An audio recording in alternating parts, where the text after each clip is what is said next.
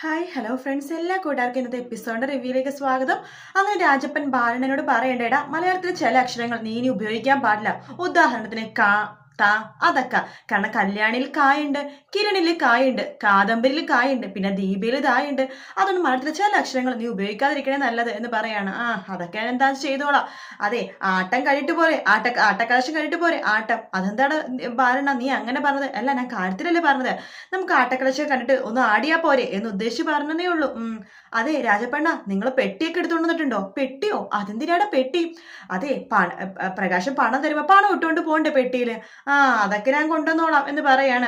ശരിയെന്നാ നമുക്ക് അങ്ങോട്ടേക്ക് പോകാം എന്ന് പറയുമ്പോഴേക്കും നമ്മുടെ ലക്ഷ്മിയുടെയും കാർത്തികയുടെയും വക്കീല് വരുവാട്ടോ. അവരുടെ കൂടെ കുറച്ച് ആൾക്കാർ കോട്ടും സ്യൂട്ടൊക്കെ ഇട്ട് വരുന്നുണ്ട്. അവരുടെ വക്കീല് പറയേണ്ടതേ, നിങ്ങളെല്ലാവരും പെണ്ണിന്റെ ചെറിയച്ഛനും വലിയച്ഛനൊക്കെയാണെന്നാണ് പറയേണ്ടത്. കേട്ടല്ലോ, നിങ്ങൾ തമിഴ്നാട്ടിൽ നിന്ന് വന്നതാണ്, ഞാൻ ലണ്ടനിൽ നിന്ന് വന്നതെന്ന് പറയാം സർ. ലണ്ടനിൽ നിന്നെങ്കിൽ ലണ്ടൻ, നിങ്ങൾക്ക് ഇഷ്ടപ്പെട്ട ആ നാട് അങ്ങോട്ട് പറഞ്ഞോ എന്ന് പറഞ്ഞിട്ട് ചിരിച്ച് കളിച്ചിട്ട് അങ്ങോട്ടൊക്കെ വരുവാണ്. ആ സമയത്ത് നമ്മുടെ പ്രകാശിനും അതുപോലെ തന്നെ എന്താണ് അമ്മൂമ്മ ഇവരെ കാണുന്നുണ്ട്. അപ്പൊ പ്രകാശത്തെ അമ്മൂമ്മ പറയേണ്ടത്, ഏടാ കാർത്തിക മോളുടെയും അതുപോലെ തന്നെ ലക്ഷ്മിയുടെ മെയിൻ ആയിട്ടുള്ള ആള് വന്നു, വക്കീല്. ഇനി നീ വേണം കാര്യങ്ങളൊക്കെ തീരുമാനിക്കാൻ. അയാളെ നിലക്ക് നീ നിർത്തണം, അയാൾക്ക് കുറച്ച് അഹങ്കാരം കൂടുതലാ എന്ന് പറയുമ്പോൾ പ്രകാശ് പറയുന്നുണ്ട്, അതൊക്കെ ഞാൻ നോക്കിക്കോളാം. അമ്മ പറഞ്ഞ ശരിയാ, അയാൾ ചെറിയൊരു അഹങ്കാരിയാ, അയാളെ ഞാൻ നിലക്ക് നിർത്തുന്നുണ്ട്, വക്കീലായി പോയി എന്നൊക്കെ പറഞ്ഞിട്ട് അയാളെ വിളിക്കുക. വാ കേറി വാന്ന് പറയണം. അല്ല, ഇതൊക്കെ ആരാ വക്കീലേ എന്ന് അമ്മൂമ്മ ചോദിക്കുമ്പോ, അയ്യോ ഇതൊക്കെയാണ് ലക്ഷ്മി അമ്മയുടെ ചെറിയച്ഛൻ, വലിയച്ഛൻ, കൊച്ചച്ഛൻ എന്നൊക്കെ പറയാണ്. അതെ, ഞാനേ തമിഴ്നാട്ടിലായിരുന്നു, ഞാൻ ലണ്ടനിലായിരുന്നു, ഞാൻ സിംഗപ്പൂരിലായിരുന്നു എന്ന് ഓരോരുത്തർ പറയാണ്. അല്ല, ഈ ചെറിയച്ഛൻ എന്ന് പറഞ്ഞ ആൾക്ക് ഭയങ്കര പ്രായം കുറവാണല്ലോ എന്ന് അമ്മൂമ്മ പറയുമ്പോഴേക്കും എനിക്ക് പ്രായം കുറവാ എന്ന് ആ പുള്ളിക്കാരൻ പറയാണ്. അപ്പോ ലക്ഷ്മിക്കും പ്രായം കുറവായിരിക്കുമല്ലോ എന്ന് പറയുമ്പോ ആ ചെറിയച്ഛൻ പറയണ്ട്, അതെ ജസ്റ്റ് 42. എന്തോന്ന് എന്ന് പറയുമ്പോ വിക്രം പറയണ്ട, അമ്മൂമ്മേ 42. അയ്യോ, ലക്ഷ്മിക്ക് 42 വയസ്സുള്ളല്ലോ. അപ്പൊ എന്റെ മോന് ലക്ഷ്മി സെയിം പ്രായമാണ് എന്ന് പറയുമ്പോ അവിടെ ചിരിച്ചുകൊണ്ട് കിരണം ബൈജു വരാട്ടെ. അത് കൊള്ളാലോ, പ്രകാശനും ലക്ഷ്മി നമുക്ക് സെയിം പ്രായമാണെന്നോ? അപ്പൊ കാദംബരിക്ക് 27 വയസ്സുണ്ടല്ലോ. അപ്പൊ ഇയാൾ എത്ര വയസ്സിലാണ് കല്യാണം കഴിച്ചത്? 19 വയസ്സിലോ 20 വയസ്സിലോ എന്ന് പറഞ്ഞിട്ട് പൊട്ടിച്ചിരിക്കുവാട്ടോ കിരണും ബൈജുവും കൂടിയിട്ട്.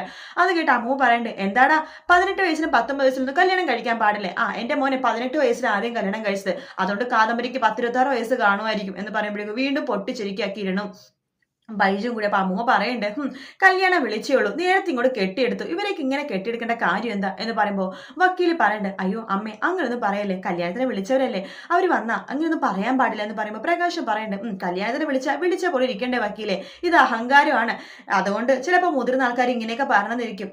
എന്തായാലും ദേ പെണ്ണിന്റെ ചെറിയച്ഛൻ വേണം പയ്യനെ അകത്തെ കതിർ മണ്ഡപത്തിൽ ഇരുത്താനായിട്ട് എന്ന് വക്കീല് പറയാണ്. ആ സമയത്ത് ചെറിയച്ഛൻ പറഞ്ഞ ആള് പറയുന്നുണ്ട്, വാ മോനെ വാ, നമുക്ക് അകത്ത് കയറി ഇരിക്കാം എന്ന് പറയാണ്. അപ്പൊ പ്രകാശ് ഞാൻ മനസ്സ് വയ്ക്കണേ, മോനോ ഇയാള് എന്നെക്കാളും പ്രായം കുറവാണല്ലോ, മോനെങ്കിൽ മോൻ, പയ്യൻ വാ അകത്ത് കയറി ഇരിക്കാം എന്ന് പറഞ്ഞിട്ട് നമ്മുടെ പ്രകാശിന്റെ കൈ പിടിച്ച് നമ്മുടെ ചെറിയച്ഛൻ എന്ന് പറഞ്ഞ ആള് കതിർമണ്ഡപത്തിന്റെ അടുത്തേക്ക് പോവാട്ടോ.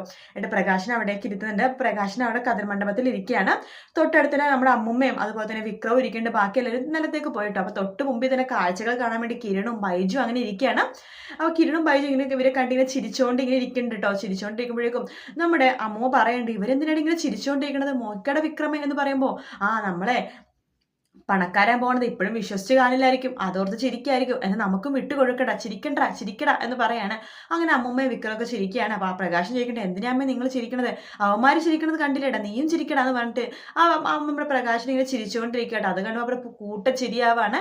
അങ്ങനെ കിരണും ബൈജും കൂടി സ്റ്റേജിന്റെ മുകളിലേക്ക് ഇങ്ങനെ കയറി വരുന്നുണ്ട്. അല്ല പ്രകാശ, ഇന്നെന്തായാലും കല്യാണം നടക്കുമായിരിക്കുമല്ലോ അല്ലേ എന്ന് പറയുമ്പോഴേക്കും, ഇന്ന് കല്യാണം നടക്കും, കല്യാണം കണ്ടിട്ടേ നിങ്ങൾ സദ്യ കൊണ്ട് പോയാൽ മതി എന്ന് പറയണോ, വിളിക്കുമ്പോൾ തന്നെ കെട്ടിയും പിറക്കും ഇങ്ങോട്ട് വന്നോളും എന്ന് പറയുന്നുണ്ട്. അപ്പോഴേക്കും അമ്മ പറയണ്ടേടാ, നിങ്ങൾക്ക് കല്യാണം കണ്ടെങ്കിൽ അങ്ങോട്ട് മൂലൊക്കെ മാറി എന്ന് പോയി കണ്ടൂടെ, എന്തിനാ സ്റ്റേജിൽ ഉള്ളി വന്നിരിക്കുന്നത് എന്തോ പയ്യന്റെ അടുത്ത ബന്ധുക്കളെ പോലെ? ഞങ്ങളെന്താ അടുത്ത ബന്ധുക്കളല്ലേ, പയ്യന്റെ രണ്ടാമത്തെ മോളുടെ ഭർത്താവല്ലേ ഞാൻ, അപ്പൊ അതുകൊണ്ട് ഞങ്ങൾ സ്റ്റേജിൽ തന്നെ നിൽക്കണ്ടേ എന്ന് പറയുമ്പോൾ തന്നെ കാർത്തിക് അങ്ങോട്ടേക്ക് വരും കേട്ടോ. കണ്ടില്ലേ മോളെ, ഇവര് പ്രശ്നം ഉണ്ടാക്കാൻ വേണ്ടി സ്റ്റേജിന്റെ ഉള്ളിൽ കയറിയിരിക്കുക. എന്റെ അമ്മമ്മേ അവരവിടെ നിന്നോട്ടെ, ആൾക്കാരെ കൂടണത് നല്ലതല്ലേ, എന്നാ മോള് പറഞ്ഞാൽ ശരി എന്ന് പറയാം. അല്ല പെണ്ണ് ഇതുവരെ റെഡി ആയില്ലേ മോളെ? റെഡി ആയിക്കൊണ്ടിരിക്കണു, കുറച്ച് മേക്കപ്പ് കൂടി ചെയ്യാൻ ബാക്കിയുണ്ട്, ഞാൻ എന്നാ പോയിട്ട് വരാവേ എന്ന് പറഞ്ഞിട്ട് കാർത്തിക അകത്തേക്ക് പോവാ. ആ സമയത്ത് നമ്മുടെ കാർത്തിക പറയണ്ട്, അമ്മ ഇപ്പൊ സുന്ദരിയായിട്ടുണ്ട്, കുറച്ച് ഫോട്ടോ എടുക്കട്ടെ പറഞ്ഞിട്ട് ലക്ഷ്മിയുടെ കുറച്ച് ഫോട്ടോസ് എടുക്കുക. ആ സമയത്ത് കല്യാണി നമ്മുടെ ദീപനെയും കൂട്ടിക്കൊണ്ട് വരുവായിട്ട് കല്യാണി പറയണ്ട്, ലക്ഷ്മി അമ്മേ, കാർത്തിക ചേച്ചി നിങ്ങളുടെ സെലക്ഷൻ സൂപ്പർ ആയിട്ടുണ്ട്, അമ്മക്ക് ഈ ഡ്രസ്സ് നന്നായിട്ട് ചേരുന്നുണ്ട് എന്ന് പറയാണ്. ഇനി അമ്മയുടെ റോൾ ഞാൻ പറയാം. അമ്മയാണ് പെണ്ണിന്റെ ചേടത്തി, അമ്മയാണ് പെണ്ണിന്റെ ഏടത്തി, അതായത് പെണ്ണെ കൈ പിടിച്ച് കതിർമണ്ഡപത്തിൽ കേട്ടത് അമ്മയാണ്. അമ്മയും മുഖം മറിച്ചിട്ട് വേണം വരാനായിട്ട് എന്ന് പറയാണ്. ആ എന്തായാലും അവൻ ഇന്ന് ഒരു പണക്കാരനെ വെച്ച് ഒരുപാട് സന്തോഷിക്കും എന്ന് പറയാണ്. കാർത്തിക പറയണ്ടേ എന്തൊക്കെ പറഞ്ഞാലും 6-7 മാസത്തിനുള്ളിൽ അച്ഛനും മോനും കൂടി 2-3 കോടി രൂപയുടെ ലാഭം കമ്പനിയിൽ ഉണ്ടാക്കിയിട്ടുണ്ട്. അവരുടെ വിചാരം 12 കോടി ലാഭം ഉണ്ടാക്കിയെന്ന്. 6 കോടി ഇപ്പൊ കൈ കിട്ടും വെച്ച് കാത്തിരിക്കുക രണ്ടും കൂടി എന്ന് പറയാണ്. അപ്പൊ ദീപ പറയണ കാത്തിരിക്കട്ടെ, ഒരുപാട് ആഗ്രഹിക്കട്ടെ മോളെ. ചെറുപ്പത്തിലെ വിക്രത്തിന് വേണ്ടി മാത്രം ജീവിച്ചത് അയാള്, ആ പ്രകാശ് എന്ന് പറഞ്ഞ ആള്. ആ വിക്രമാണെങ്കിൽ അയാളുടെ മേത്തുനിന്ന് മാറില്ലായിരുന്നു. മക്കളെ ആരും വേണ്ട അയാൾക്ക്, ഭാര്യനെ വേണ്ട, ആരും വേണ്ട, വിക്രത്തിനെ മാത്രം മതിയായിരുന്നു. അങ്ങനെ ചെയ്യട്ടെ ദീപേ എന്ന് പറഞ്ഞിട്ട് ലക്ഷ്മി പറയണ്ടേ. ഇനിയിപ്പോ നോക്കിക്കോ, അയാളെ 2 ഭാര്യമാരും പെൺമക്കളൊക്കെ നേരെ നിൽക്കുമ്പോൾ അയാളെ നെഞ്ച് നിന്ന് പോണെങ്കിൽ നിന്ന് പോട്ടെ ചേച്ചി എന്ന് ദീപയും പറയാണ്. എങ്കിൽ നമുക്കൊരു കാര്യം ചെയ്യാം, മുഹൂർത്തത്തിന്റെ സമയമല്ലേ, നമുക്കത് അങ്ങോട്ട് പോയാലോ എന്ന് പറയണം. എന്ത് മുഹൂർത്തത്തിനാ എന്ന് ലക്ഷ്മി ചോദിക്കുമ്പോൾ, അല്ല കല്യാണത്തിനാണെങ്കിൽ കല്യാണം മുടങ്ങാനാണെങ്കിൽ ഒരു മുഹൂർത്തം ഉണ്ടല്ലോ അമ്മേ, അതാണ് ഞാൻ ഉദ്ദേശിച്ചത്. എന്തായാലും മുഖം മറക്കെ എന്ന് പറഞ്ഞിട്ട് നമ്മുടെ എന്താണ് കല്യാണി രണ്ടുപേരുടെ മുഖം മറക്കുവാട്ടോ. ശേഷം രണ്ടുപേരുടെ സ്റ്റേജിലേക്ക് വരാൻ പറയാണ്. അങ്ങനെ കല്യാണിയും കാദംബരിയാണ് ആദ്യം മുമ്പിലേക്ക് നടന്നു വരുന്നത്. അപ്പൊ അമ്മ പറഞ്ഞിട്ട് അയ്യേ ഇവതുകൾ രണ്ടുപേരും ഒളിച്ചു നിൽക്കുമായിരുന്നോ, എടി കാദംബരി നിനക്ക് വലിയ വയറാണല്ലോ എടി. പെൺകൊച്ചായിരിക്കും എന്ന് പറയുമ്പോൾ പെൺകൊച്ചാണെങ്കിൽ ആൺകൊച്ചാണെങ്കിൽ ഞങ്ങൾക്ക് കുഴപ്പമൊന്നുമില്ല, എന്തെങ്കിലും ആവട്ടെ എന്ന് അമ്മൂമ്മയും പറയാണ്. അങ്ങനെ കല്യാണി പറയുന്നുണ്ട്, എടി നിങ്ങളൊക്കെ എന്തിനടി ഇവിടെ വന്നത്, അത് സ്റ്റേജിന്റെ പൊക്കത്ത് നിലത്തെങ്ങനെ പോയി നിൽക്കടി എന്ന് പറയുമ്പോഴേക്കും അതെ ഞങ്ങൾക്ക് കല്യാണം അടുത്തുനിന്ന് കാണണം, അതുകൊണ്ട് ഞങ്ങൾ ഇവിടെ തന്നെ നിൽക്കുള്ളൂ എന്ന് കല്യാണി പറയാണ്.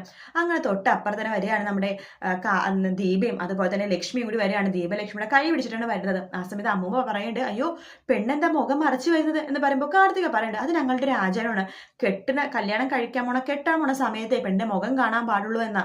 ഒരു ആചാരം അല്ല, പെണ്ണിന്റെ കൂടി ആരാ മോളെ? അത് പെണ്ണിന്റെ എടത്തി അമ്മയാ. എടത്തി വേണ കൈ പിടിച്ച് കതിർമണ്ഡപത്തിൽ ഇരുത്താൻ. അല്ല എടത്തി മുഖം മറിച്ചിട്ടുണ്ടല്ലോ.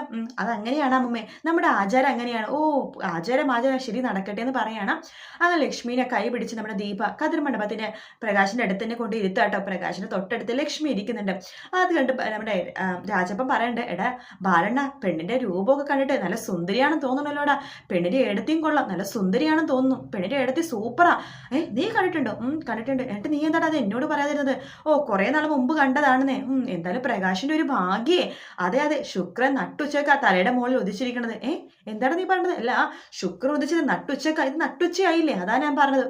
നിന്റെ സംസാരത്തിലേക്ക് എന്തൊക്കെയോ പന്തികൾ ഉണ്ടല്ലോടെ ബാലണ്ണ എന്ന് രാജപ്പൻ പറയുമ്പോ ഒന്നുമില്ലെന്നേ എന്ന് ബാലണ്ണൻ ഇങ്ങനെ കണ്ണടച്ചിങ്ങനെ കാണിക്കണം.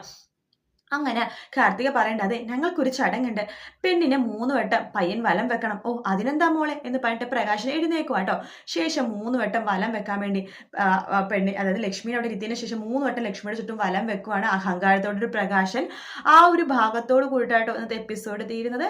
വീഡിയോ ഇഷ്ടപ്പെട്ടെങ്കിൽ ലൈക്ക് ചെയ്യുക, സബ്സ്ക്രൈബ് ചെയ്യുക, കമന്റ് ചെയ്യുക. മറ്റൊരു വീഡിയോ ആയിട്ട് വീണ്ടും കാണാം ഫ്രണ്ട്സ്. അതുവരെ ടേക്ക് കെയർ, ബൈ ബൈ.